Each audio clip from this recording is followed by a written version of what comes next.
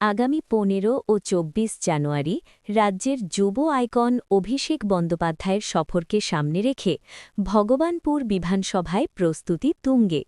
Voter তালিকাকে কেন্দ্র করে জোর কদমে কাজ শুরু করেছে মথুরা গ্রাম পঞ্চায়েত ও মথুরা অঞ্চল তৃণমূল কংগ্রেস। দলীয় সূত্রে জানা গিয়েছে, এই প্রস্তুতির অংশ হিসেবেই বিএলওদের নিয়ে জরুরি বৈঠক ডাকা হয়েছে। আগামীকাল মথুরা অঞ্চল তৃণমূল কংগ্রেস পার্টি অফিসে ওই বৈঠক অনুষ্ঠিত হবে।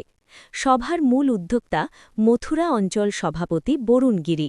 তার নেতৃত্বেই ২০২৬ সালের বিধানসভা নির্বাচনকে সামনে রেখে সংগঠনকে আরও মজবুত করা এবং ভোটের ব্যবধান বাড়ানোর লক্ষ্যে রূপরেখা তৈরি হচ্ছে। দলের অন্দরমহলের বক্তব্য, অভিষেক বন্দ্যোপাধ্যায়ের সফরের আগে এই ধরনের প্রস্তুতি কর্মসূচির বিশেষ গুরুত্ব রয়েছে। ভোটার তালিকা সংশোধন, নতুন ভোটার সংযোজন এবং বুথ স্তরের সংগঠনকে আরও সক্রিয় করাই এই বৈঠকের মূল উদ্দেশ্য। মথুরা থেকে অংশুমান পণ্ডার প্রতিবেদন।